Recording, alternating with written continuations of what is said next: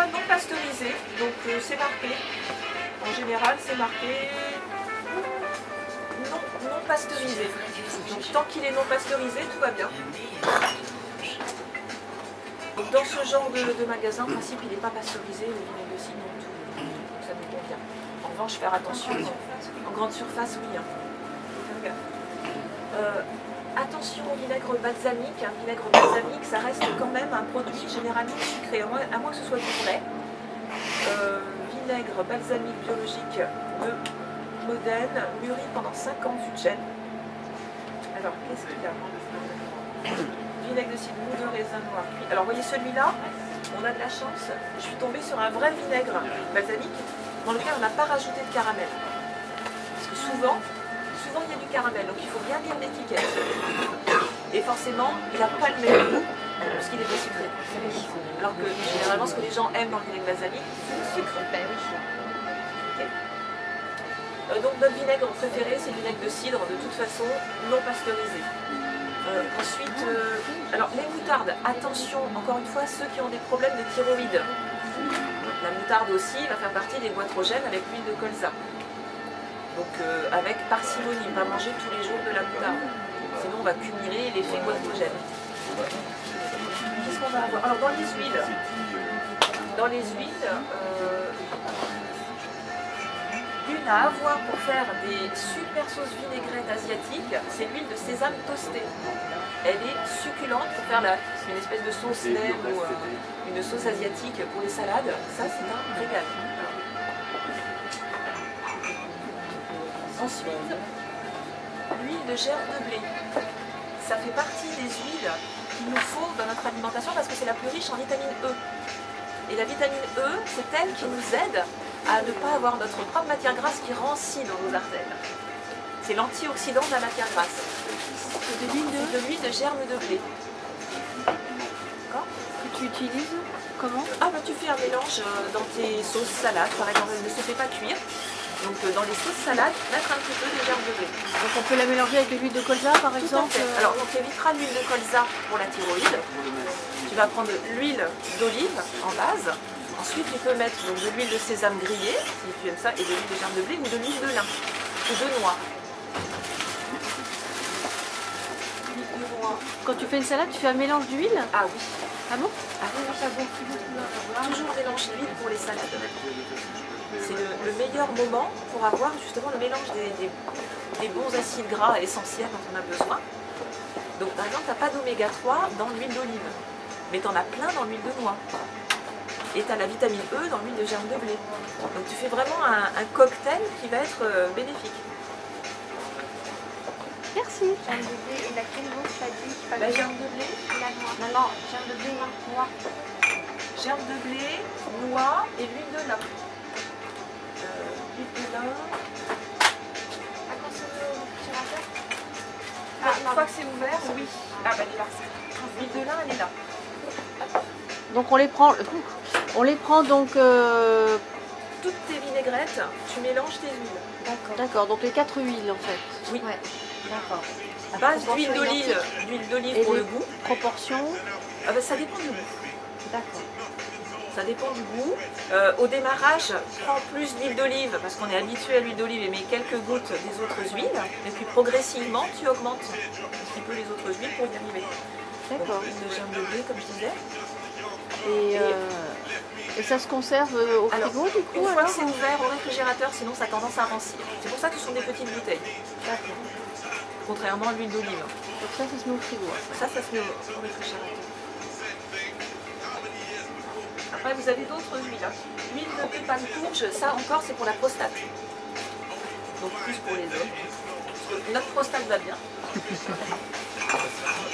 L'huile de chanvre, ça peut être à la place de l'huile de lin. C'est une huile qui est très riche en oméga 3. Après, c'est une question de goût.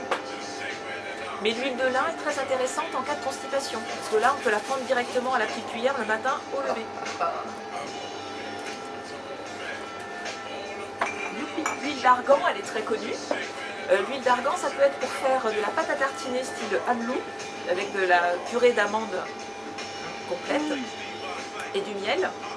Ou bien, il y a le petit goût de noisette aussi qui peut être intéressant au niveau du goût. Mais pour le mélange d'huile, en revanche, elle m'intéresse moins. Elle peut être très intéressante en cosmétique, sur la peau.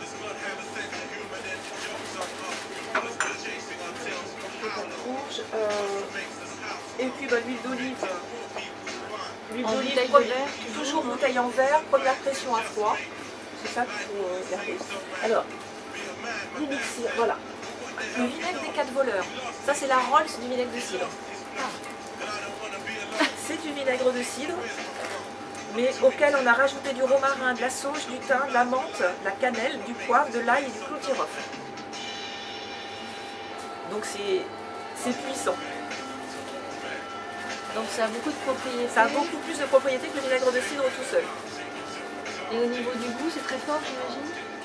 Pas tant que ça. Pas tant que ça? Non, non. Les 4 voleurs. Vinaigre des 4 voleurs.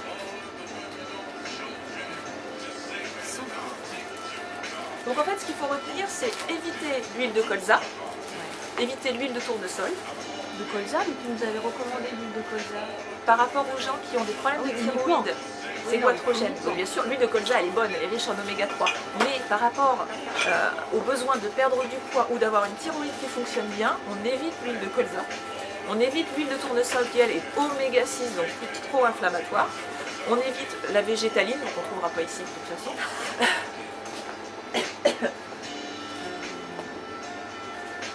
Qu'est-ce qu'on évite? En revanche, on a notre fameuse graisse de coco, l'huile de coco. Alors ça, je vous conseille d'en avoir un pot dans la cuisine, un pot dans la salle de bain. Dans la salle de bain. Dans la salle de bain, ouais. En cosmétique, on fait du dentifrice avec. Bien sûr. On Ah, la met, bien sûr.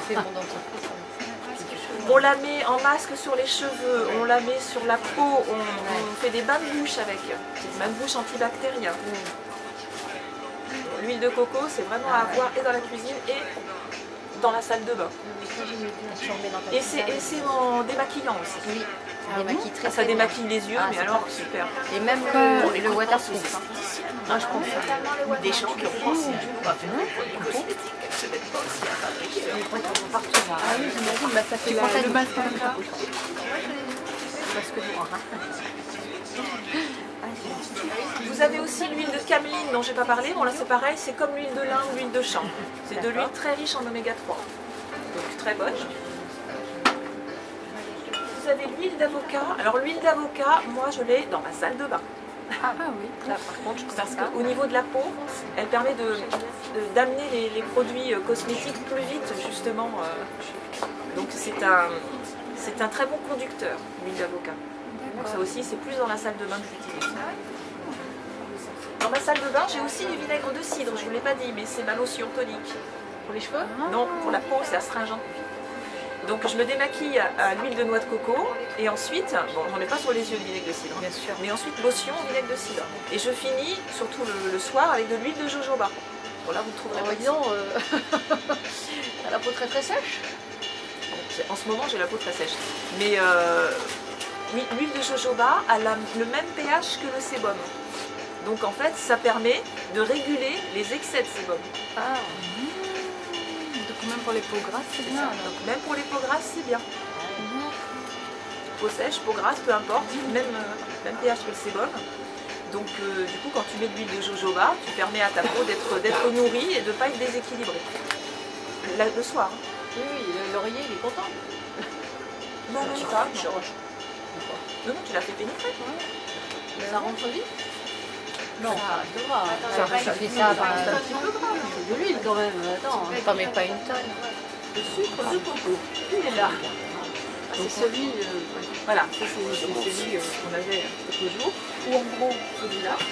Ou vous l'avez aussi aromatisé. Hein. On l'a au gingembre. Alors, du sucre au gingembre, c'est très intelligent. Parce que le gingembre baisse l'index glycémique. Bon, le sucre de coco a déjà un index glycémique bas. Donc c'est bien ça. Et là, on a au curcuma. Sucre au curcuma. Déjà goûté? Celui-là, donc, Oui, moi j'ai déjà goûté, mais on le sent pas trop. Hein. Gingembre, il a pas mal de goût. Celui du curcuma, je l'ai pas On goûté. sent pas trop.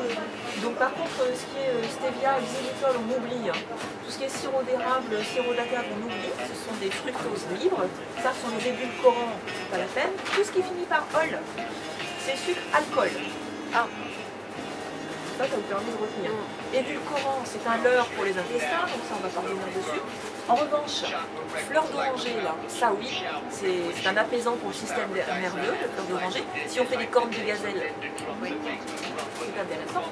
La vanille bourbon, très intéressant pour les desserts aussi. Plein de choses à faire avec la vanille.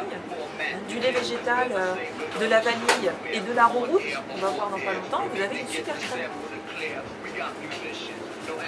Et là, ils ont même fait des épices de Noël. Les épices de Noël, c'est super bon, que ce soit en thé, en gâteau, en pain d'épices. Donc ça, on oublie. Là, on a quoi? La farine. Alors, la farine, on a une farine d'épeautre blanche type 70. Alors, type 70, plus ça monte, plus la farine est complète. Alors, type 70, c'est un peu plus complet que le blé, normalement, qui est type 55. Mais l'idéal, c'est plutôt d'avoir de la 110. Voilà, si possible, la farine demi-complète, type 110. C'est pas la peine d'aller chercher de la 100% complète, qui va être trop lourde à digérer. En revanche, celle-ci, avec du levain, vous avez des nutriments et vous avez une farine qui se cuisine très bien et qui n'est pas trop lourde et qui permet de faire des gâteaux et des pains, tout ce que vous voulez. Une farine d'épeautre.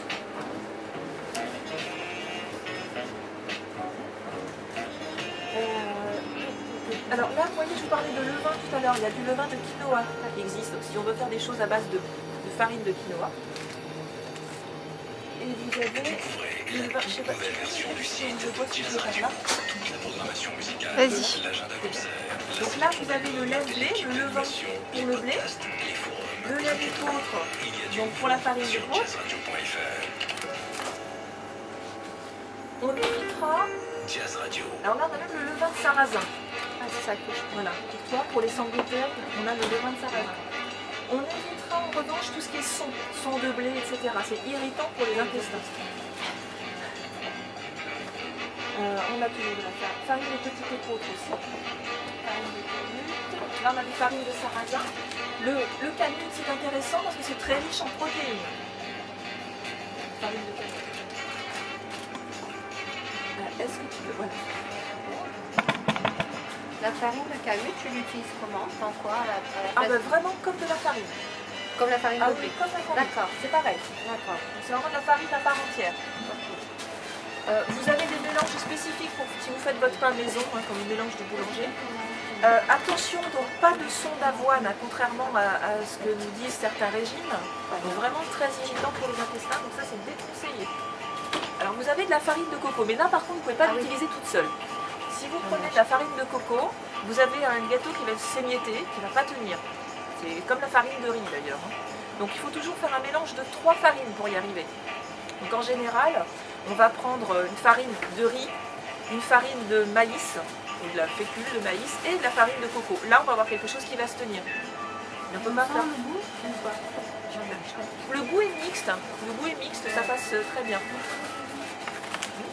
Non, ça n'a pas le goût de coco, hein, c'est la question. Alors, pareil, on a la farine de châtaigne, c'est pareil. Farine de châtaigne, rarement toute seule. Sinon, c'est trop dense et ça ne se tient pas. Donc, on mélange toujours, en général, avec fécule de maïs ou farine de riz. On mélange trois farines, comme je disais. Et La maïzena, c'est mauvais. Pardon? La maïzena, c'est mauvais. La maïzena en elle-même, non, ça reste du fécule de maïs, ça a un index glycémique assez élevé, mais il y a mieux que la maïzena, il y a l'arrowroot. Et l'arrowroot, Il est là. où est-ce Là-haut. l'arrowroot? Ici, là. Oh, tu arrives.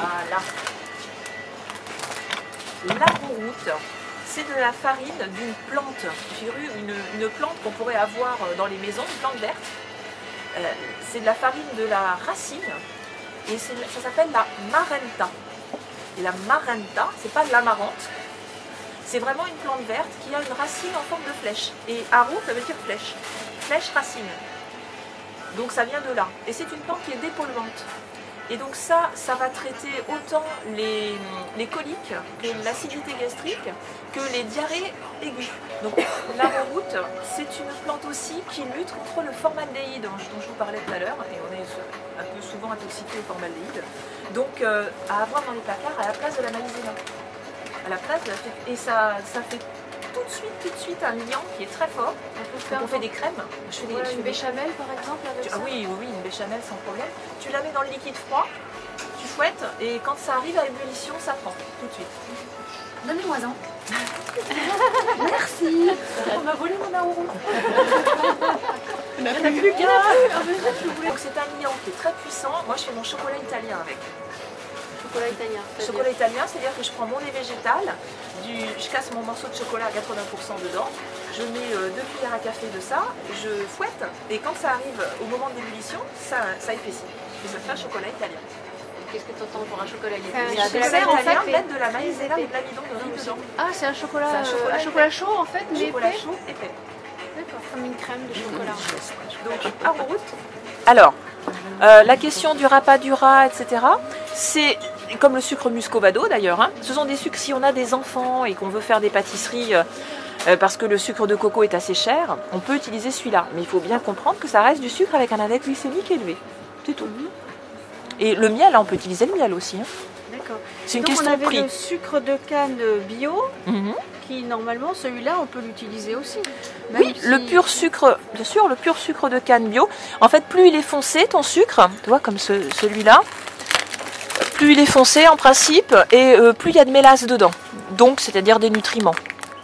Sucre de canne roux, complet, foncé, bio. Donc, tu vois, il est très humide. Donc, il garde de la mélasse. Donc, c'est intéressant. Tu l'as aussi là, un sucre de canne semoule, foncé. Tu vois, il est tout humide. Donc, on a bien de la choisir mélasse. entre les deux, Le goût n'est pas le même hein, entre le rapadura, entre le... lequel est le plus, on va dire, le plus proche du sucre Ça sera le sucre de habituel. canne, parce que le rapadura, il n'a pas du tout le même goût. Donc celui-ci, donc, plutôt.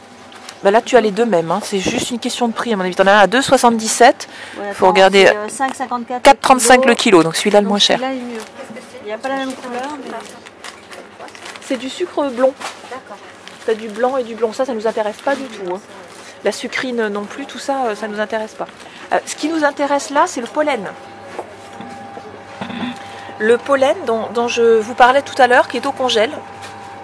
Alors le pollen de saule, par exemple, ça va être très bon pour les yeux. Si je dis pas de bêtises, celui-ci, pollen de saule. On a le millefleur, qui est bon pour les intestins. Et un petit peu tout hein, d'ailleurs. Et le saule particulièrement pour les yeux. Après les autres, je ne les connais pas spécifiquement, mais ceux-là sont connus d'un point de vue alicament.